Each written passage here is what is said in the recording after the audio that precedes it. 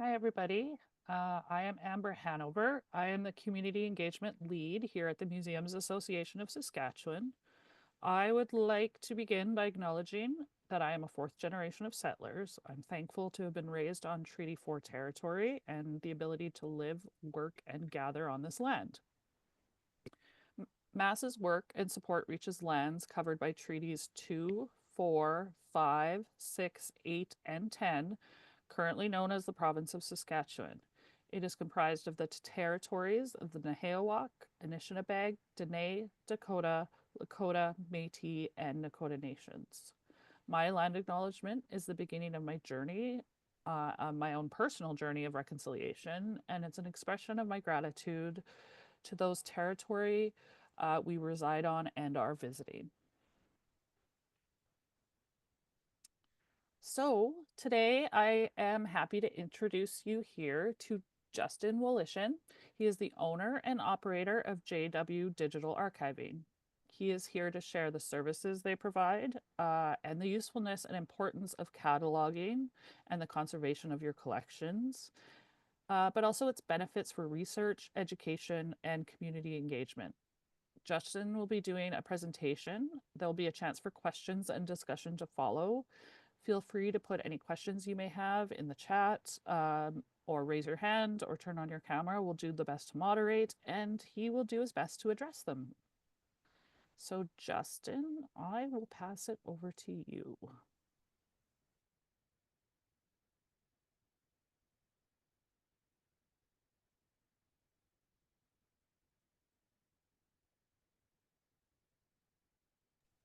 Sorry, Hello, Justin. everybody. Thank you, Amber, for that great introduction. My name is Justin Waloshin. As she said, I'm the owner of JW Digital Archiving here in Regina. We've been operating now for the last 10 years. And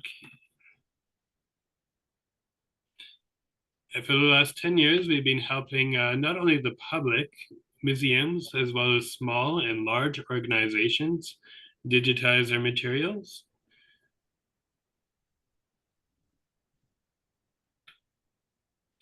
We offer a bunch of services here in Regina, everything from VHS transfers to camcorder tapes, 8mm film, Super 8, 16mm film. We also offer photo scanning from slides to negatives to even flat, just regular photographs, as well as even full-size photo albums. We can also transfer audio from audio cassettes, vinyl LP, as well as even 8 tracks, which are quite an old and obscure format.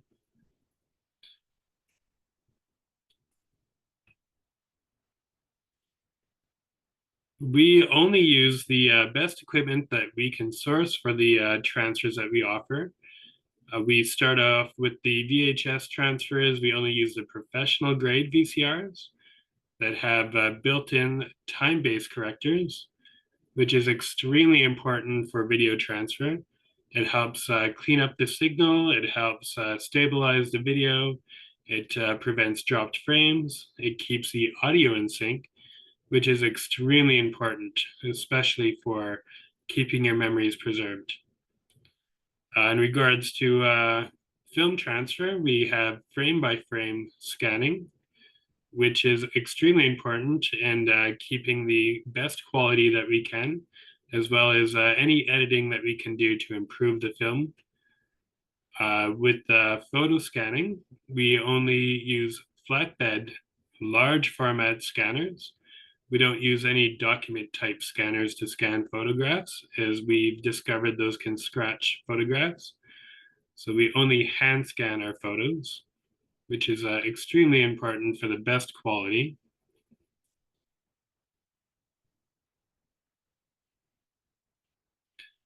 So we're just going to move on to why it's important to digitize your materials. As you can see in this slide here, you got VHS tapes, you got slides, negatives, photographs, films. Yes, it can say Summer Fair 1986, or you can pick up that old 16mm film reel and it'll say our anniversary of the town, 60th anniversary. And you really don't know what's on there until you have your film digitized. That's really helps with cataloging what you have, as it's very important to know what you have. It's more important than it just sitting in a drawer, being unaware of what you got there.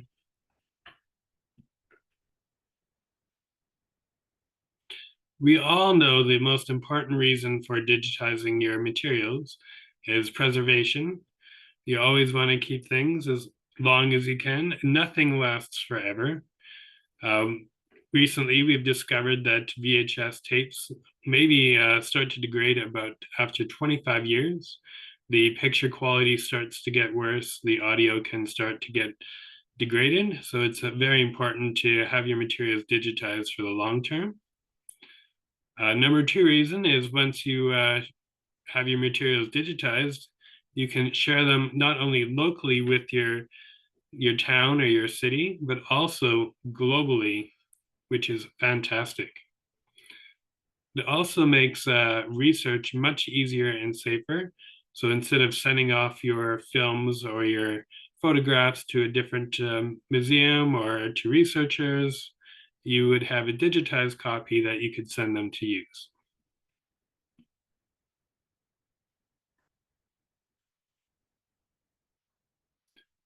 Once again, instead at your museum, instead of displaying the original copies, which could get damaged, lost, or stolen, you could end up having them digitized, and then you could have extra copies made, which would safeguard the originals.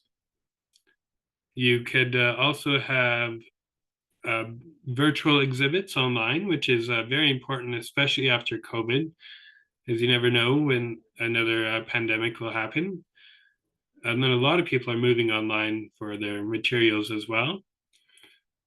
Also, very important to having your materials digitized is having it backed up just in case of a disaster. You never know if you could have a fire at your building, a flood, maybe the humidity levels get too high. You just want to safeguard your stuff. And very important as well, which is for engagement.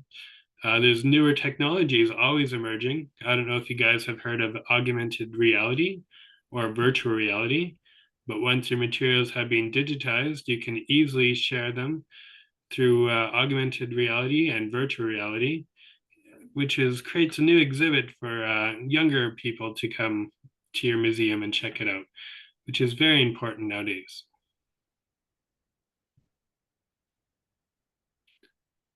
So as we can see, there's augmented reality on the left there and virtual reality on the right. I don't know if any of you gone to the Frost Regina this year, but the University of Regina had a really cool display of augmented reality, which is really cool. You guys should check that out. Probably they'll have it again next year.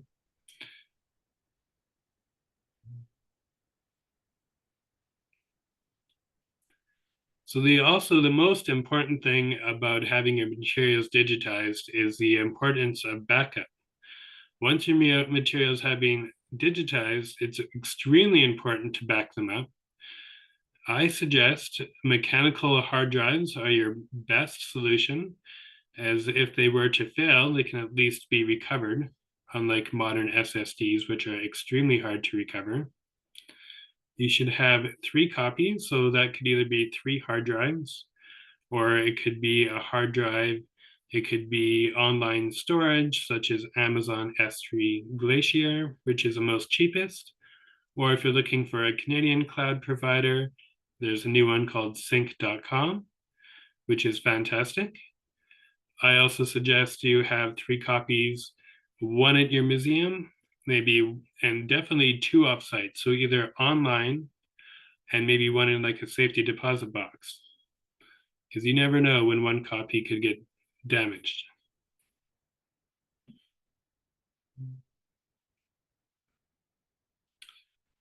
At JW Digital Archiving, we don't only digitize older materials, but we also do document scanning, which is extremely important for administration at your locations.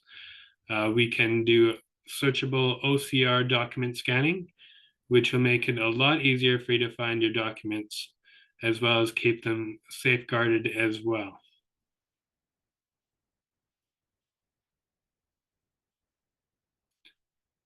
So at JW Digital Archiving, we have been really focusing on our environmental impact. And since 2023, we've started planting trees with One Tree Planted. It's a company that we've had over 300 trees planted in Alberta and British Columbia, which came very hyper focused on that once the wildfires started around that time.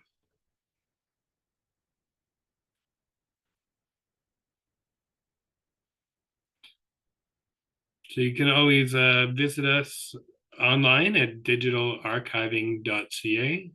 You could also email us at hello@digitalarchiving.ca, or you can even give us a phone call with that number listed above.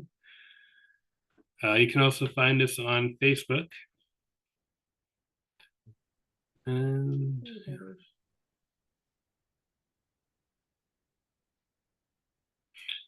also, I'd like to note, some people may be wondering, once their materials have been digitized, who owns the rights to them? No matter what you have digitized, you will always own the rights. Sorry about that. So yeah, you will always own the rights. We do keep a backup copy for 30 days just in case. There's a Kim W, but I don't. And so it's you will always own the rights to your materials no matter what. If anyone has any questions, you can go ahead.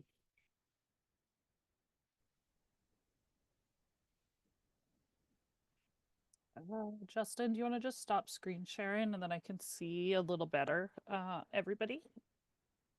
Thank you.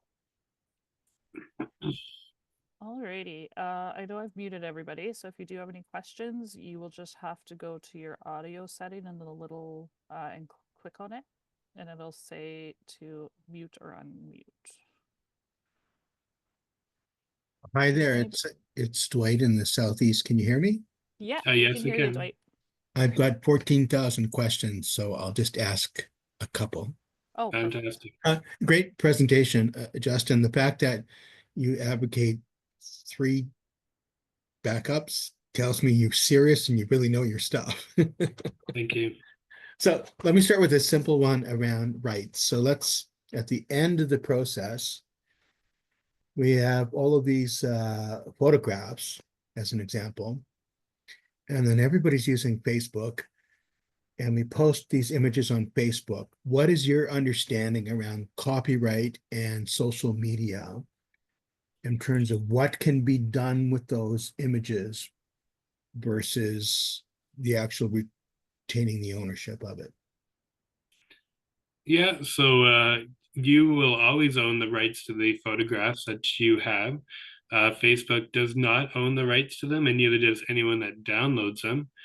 But if you are worried about that, you could even do, you could put a lower resolution image on Facebook, because Facebook doesn't really need it too of high resolution.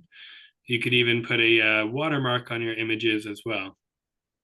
But you will always own the right to your photographs and your materials that are digitized. How important is that watermark? And also, I guess it's not just the ownership, it's the use of it. So the moment that you put something on a Facebook group, what, just follow through on that. What implications are there of that? So anybody can use that, correct? Well, if you do put a watermark on there, you could maybe even have your website on there. So if it does get shared, then at least it will be very important that it'll be bringing people back to your website so they can learn more about what you've shared. Thank you. You're welcome. Some of that has to do with copyright, which depends on how old the photograph is, whether or not the museum actually owns the copyright or the person who made the original owns the copyright. Just because you have it in your possession doesn't mean that the museum owns the copyright. And that means the exhibition right and all of those rights to that piece, whether it's a document or a photograph or a piece of art.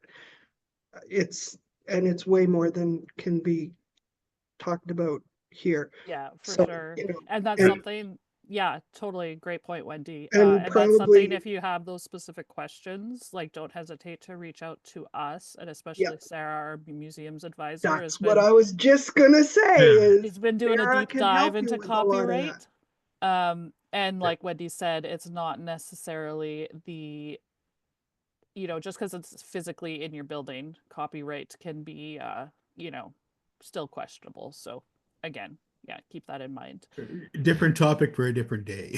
Yeah, absolutely. A whole other chat. A whole other chat. Wendy, did you have any more? Oh, she just had a comment on that one. Okay. Dwight, did you have any other questions at this moment or? I have like 13,999 now. Okay, well, how about I'll ask, there's a couple in chat here.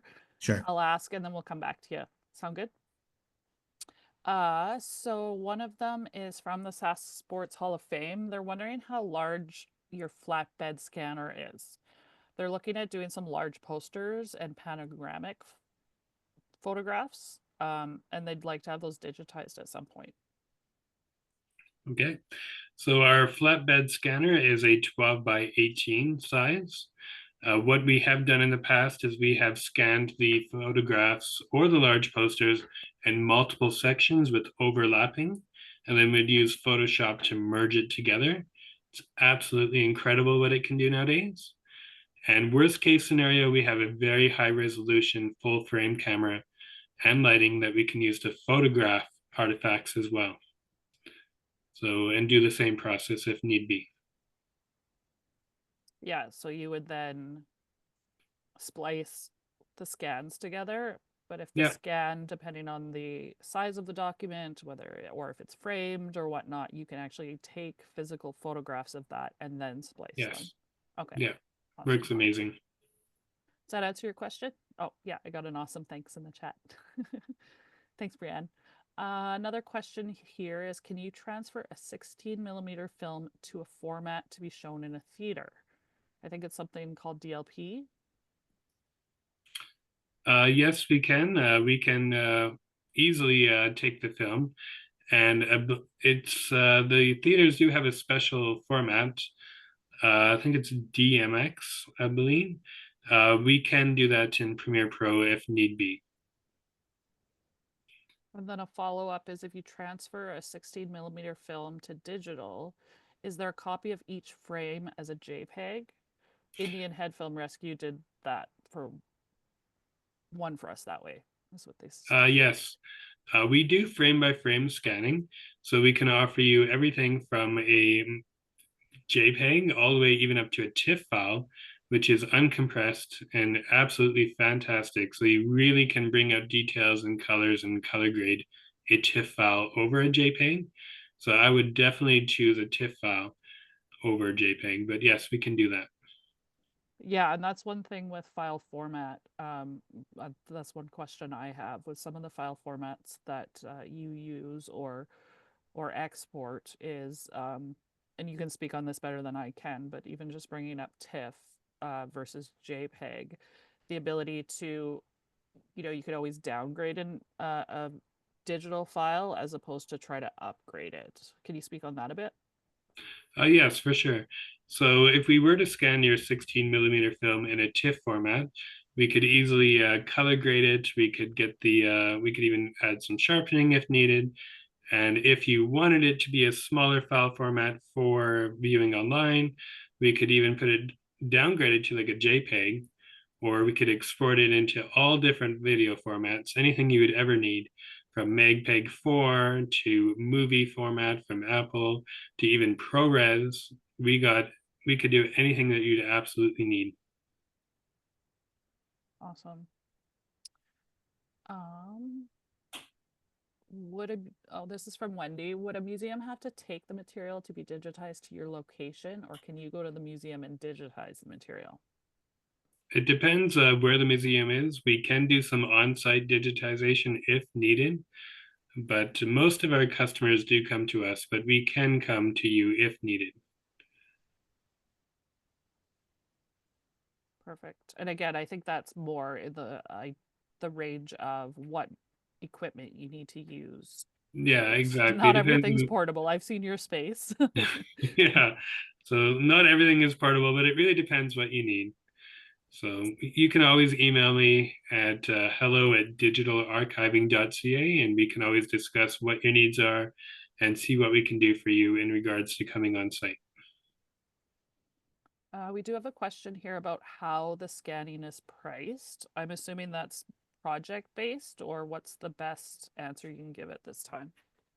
It is project based. It depends on the size of the photograph, as well as what you need, if it's a slide, a negative, or a photo album, or even a flat photograph. You can always find that information on our website at digitalarchiving.ca, or you can also email us about that as well.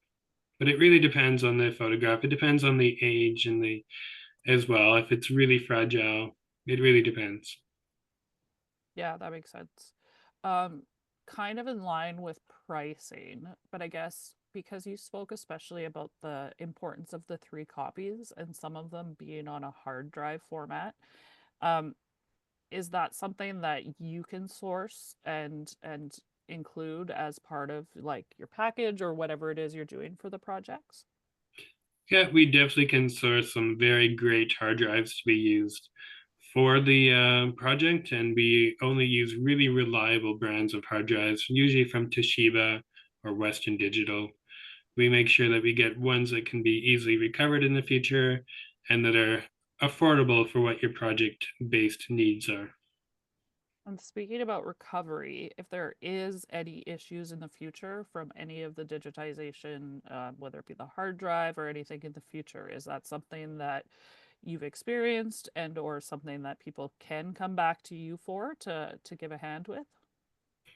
Yes, we have done file recovery from hard drives before. It depends what's wrong with the hard drive. We do have some partners in Regina that can do recovery if the hard drive needs to be disassembled. So it really depends on what the problem is, but we can definitely help you out with that. Awesome. So it's not just kind of a one and done, scan your stuff, send it your way, and then kind of move on from there. Yeah, we want to make sure that overall customers are happy and that they can keep their memories for as long as possible, forever, preferably. That's awesome. Dwight, did you have any more questions that we haven't addressed yet, or anybody else at this I have point? lots of them, but I will. Okay. I, Any specific ones you'd I, like to share I, right now? I'll hold off because I can do these offline too, if there's anybody else that wants to jump in. So, Okay, yeah, it's up to you. We have time, so. so Justin, can you just give a pitch? So, thankfully, to the Museums Association of Saskatchewan, I discovered that you existed just at the last minute, and this is wonderful. Um, Welcome. Fantastic. Up until now, familiar with Film Rescue International out of Indian Head. So here's your opportunity. Give the pitch. Why are you better or different than what they do? And how does that relate to museums specifically? Yeah. So at JW Digital Archiving, we are smaller than the Indian Head Film Rescue, but because of that, we really pride ourselves on really attention to detail. Nothing leaves this place without making sure that everything is absolutely perfect. We will always do our best. We have some of the best equipment. When we first started out, all funds that we made went into buying the best equipment that we could, and we're always looking at upgrading everything that we can. We don't just stick with we always look to buy the best equipment and maintain it. We make sure that everything is always working very well, so it's very important. We're always researching, and I'm not exactly sure about Film Rescue Indian Head, but I've heard of them. But we definitely go above and beyond to make sure that we give the best results that we can. And that's not to say that Indian Head doesn't either. I know Yes, that exactly. they definitely are, a lot of their work comes in from out of country even. And not Right. to say they don't do local work by any means, but I think I don't want to say but. One thing you did have in your presentation was about the document scanning. Right. So you use the term OCR document scanning. Yeah. And I know for I don't want to say I know for a fact, but when it comes to document scanning and stuff, I know that's not Indian Head specialty, and or they're Right. more the film, that kind of stuff. I know with people with 8 millimeter, 16 millimeter have had to send it out of province in the past, just because of their capacity. Just in my previous experience working with filmmakers and whatnot. But going back to the document scanning, what is OCR document scanning? Yeah. So OCR document scanning is called optical character recognition. So with that, the scanner will read all the everything that's on your document, and it actually creates a metadata file. So when the document is scanned and digitized, if you have a Mac, you can use Finder, and you can literally just type in any keyword, and your document will come up. You can type in a name, you can type in a date, you can type in a number, and it's so easy to find what was digitized. Without OCR, that's not possible. So it's an amazing technology that allows you to quickly find what you need. Okay, that's great. That totally makes sense. I need that in my life for all my documents. Oh, everybody does. It's Yeah. fantastic. Um, so in the vein of, I think Dwight, as you kind of addressed it in how you can support museums. I know you've talked about your services, the scanning, the file stuff. Uh, do you have any experiences working with museums in the province? If you can speak on them, things that you've projects that you've done, just as examples. So most of the museums that we worked with have been smaller museums, such as the Estevan Museum. We mostly have done videotape transfer for them. So most of our museums that we do are always to do with so far has been videotapes, probably because they're, I don't know about you guys, but VCRs are getting extremely hard to find, especially high-end professional ones. And it's really important to use a very high quality VCR with a time-based corrector in it and an external time-based corrector to make sure that everything stays in sync. Otherwise, what's the point of digitizing your material if the audio is out of sync? So we work with mostly smaller museums doing video work, mostly. Okay, great. If Wendy, do you want a TV that's sitting in our back room office? I keep trying to Yeah. pawn this off on everybody. It's a TV with the VCR built into it. She's like, no, she didn't take it with her when she left Mass. She doesn't want it now. There are a couple I questions in have the used it, but I doesn't don't need it. yeah, we have a bunch of VCR or VHS tapes that we need to go through, and so we might be plugging that bad boy in soon, but it didn't make it to the dumpster. So, but I'm like, that's Okay. because you can't. VCRs are hard to find, even just a VCR. But again, transferring to digital is a whole other thing I want to see but can't comprehend yet. The nature Yeah, of you that definitely need a specialized VCR, definitely. makes sense. I have a question maybe for Amber and maybe Wendy. Mhm. In the southeast here, I said in the chat, I'm helping out Stockholm, first Okay. Swedish settlement next to the first Hungarian settlement in southeastern Saskatchewan. So I'm advising that group as they move along. And there's a nearby museum that had some challenges. They digitized their collection, and as I hear anecdotally, it was in the wrong format for Hmm. purposes of provincial archiving and whatnot.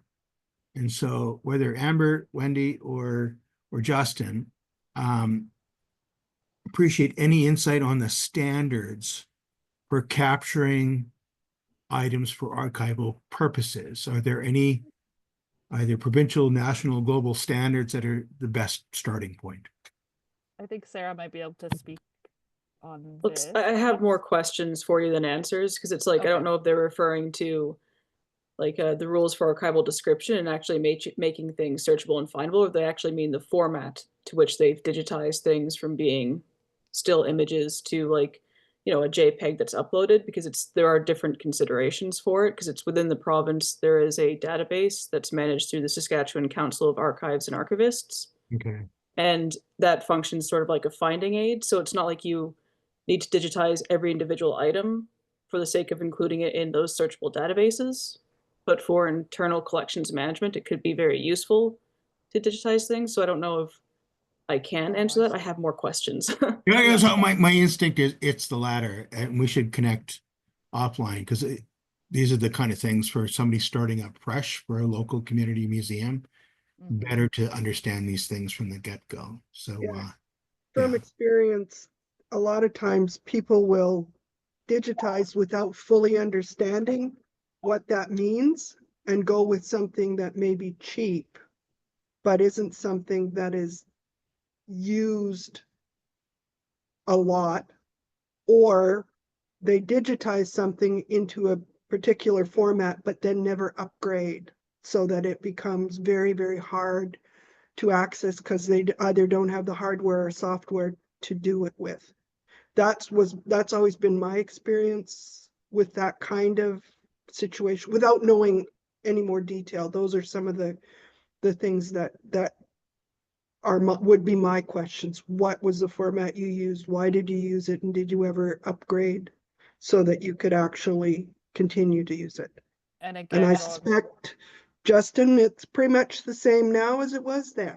Yes, well, and I definitely. was going to ask Justin, with your, you know, your experience and background, of any, um, you know, resources and recommendations, especially for archiving purposes. Is this something you can share on your knowledge base of the things that you've come across and can help with for our members, even if they're not quite ready to say, here's our stuff, we want it digitized, to maybe have a better Right. understanding of kind of the, especially when you're speaking on an archival, you know, on a provincial level and something, is that something people can kind of reach out and maybe get some information?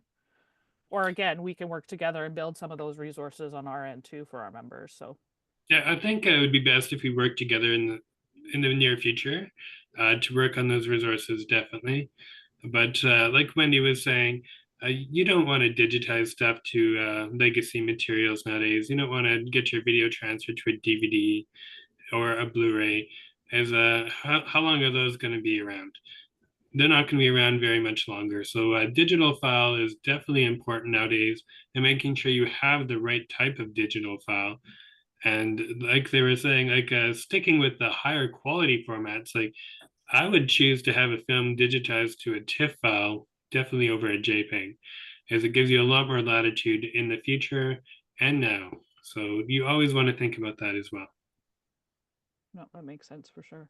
Um, there are a couple questions in the chat going back to the OCR scanning. Does it work with PC? Yes, it does. Okay, So with the Windows, you'd hit the Windows button and you'd have that search bar. So you'd be able to just type in whatever you were looking for in that search bar, and it would come up as well. perfect.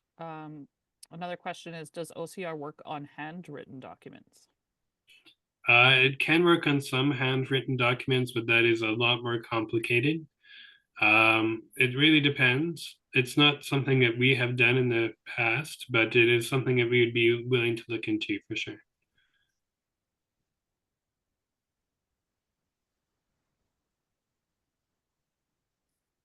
Ms. Dwight has another question Yes, Dwight. for Justin. Yep. 3D, we've been talking all 2D stuff. 3D, what have you been thinking about capturing 3D images of an object? The reason I ask is my understanding of museums of Saskatchewan, there's a sharing library. So there's an opportunity virtually for all of the community museums to share different things for different purposes. Right. And where are we at, not just for you, but just sort of generally in the industry? So if I've got an arrowhead or some, a cast iron or something like that, where we could actually capture that in 3D. Right. Where's the universe at on that? Yeah, so traditionally, I would say most people would probably photograph those items. But nowadays, with the augmented reality, like I was talking about earlier, virtual reality, there's 3D scanners nowadays that you could, which use cameras that would rotate around the object and give you a very nice 3D object. We don't offer that, but there is probably some services in Regina and Saskatchewan that definitely do. I could speak on just on kind of a DIY version of that. We do have a 3D camera. Um, as part of our equipment that does just that. You could take the 3D version. Again, it's not built, it's more for a room, like a space, let's say an exhibit space. And then it, formats it in so you can actually, it'd be like you're standing and you can turn in the room. I know that we've been in conversations, and not to speak about competitors or any of that stuff, because we don't put, our resources in line in that way. But Indian Head, they're one of their, and I'm not sure if it's their executive director, and I can't think of his name right now, but he is actually an international photographer of 3D objects and has done a whole thesis and projects and things like that. Again, on the full realm of specific for museums. So yeah, we've been in conversations with them about some of their resources and availability for some, learning opportunities and whatnot as well. But yeah, even just, let's say you are just taking a picture, or you are bringing someone in to take pictures of, and not to say that it becomes 3D. I don't know, there are ways to do that.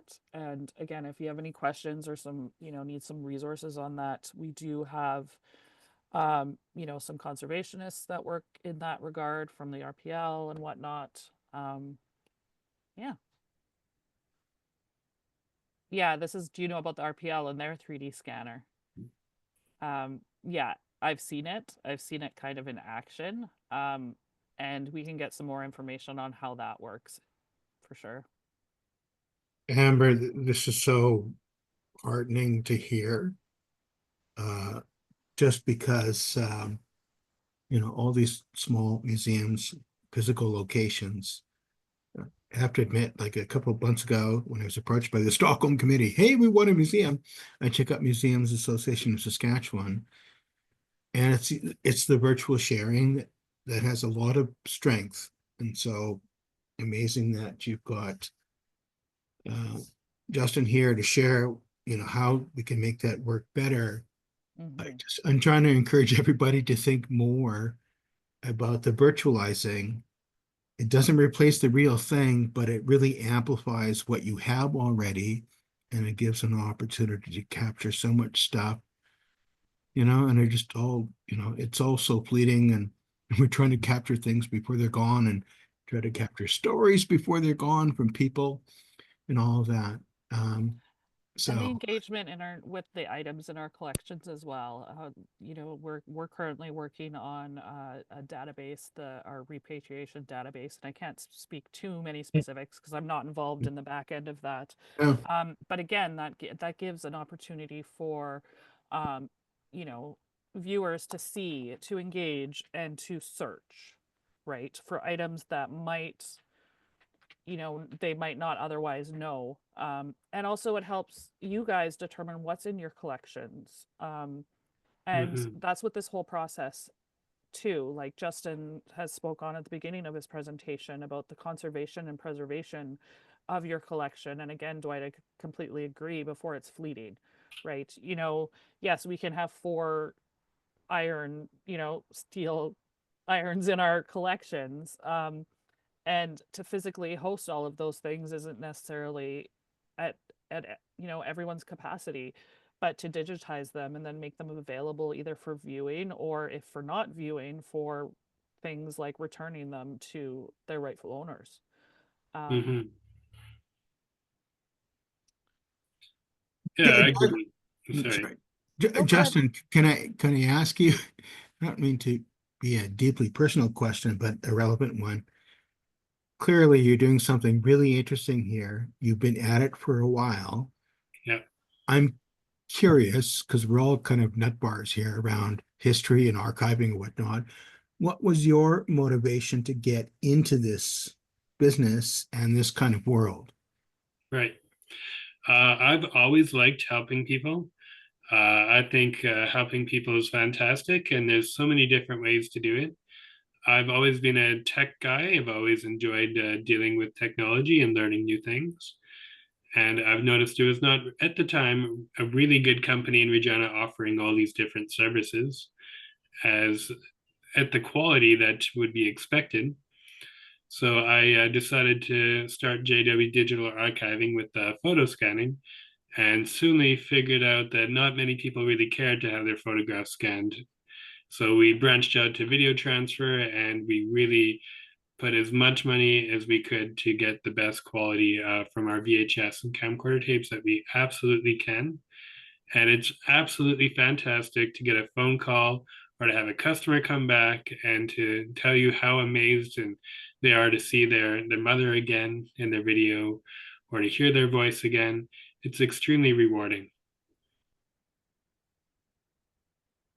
It's fantastic. Sorry. Wow. No, it's awesome. It's the idea of that preservation, right? Like you said, Dwight, it's the stories, it's the memories, and then again, us in positions, and I mean, I know Dwight, you said you're new at kind of finding mass and whatnot, but we're a membership-based organization. That's what we're here for. We're here to support and advise the museums in Saskatchewan. There we have over 250 members, the majority of them being small museums. So that's what we're here for, is these kind of resources. Um, I will remind you as well that all of these chats are that we've held in the past. And Dwight, this might be a good kind of dig for you to find on our website too, is we used to hold these kind of bi-weekly since the pandemic.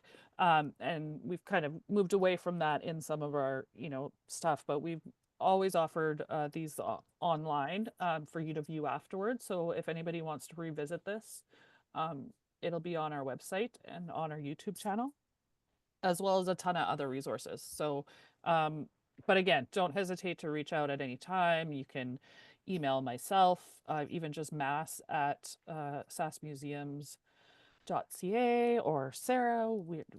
We're all very communicative, and we will be more than happy to put you in touch with any resources you're looking for. And especially, I mean, like Justin said, email him with any questions, or if there's anything specific that you may be looking about. Couple more things in chat. Sorry, the museum's advisor is great. Just a kick up to Sarah. So is your turnaround time, is it quite quick? What does that look like for you, Justin? Yeah. So it really depends on how many materials you want digitized, what different materials they are.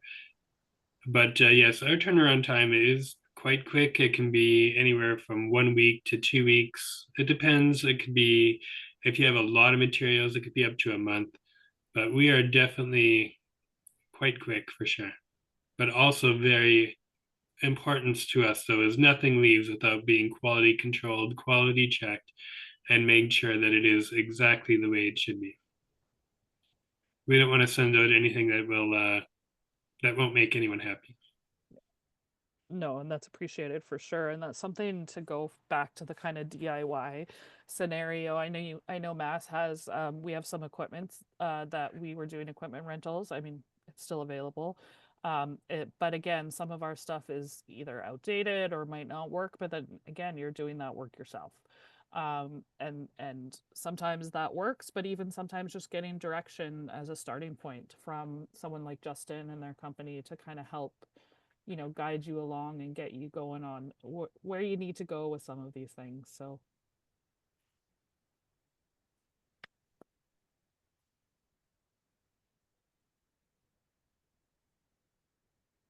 awesome, Dwight. Yes, thank Thank you you. very much, And Dwight. thank you to you for all your questions and everyone else for being here. Is anybody else have anything else to share at this point? Awesome. Okay, well, just a reminder, check out our YouTube and website, and don't hesitate to reach out if you have any questions. If you have any questions, feel free to email me, or you can even call. I'm more than open to answer anything. Thank you again, Justin, for joining us today. Thank Okay, you for having me. see you guys soon.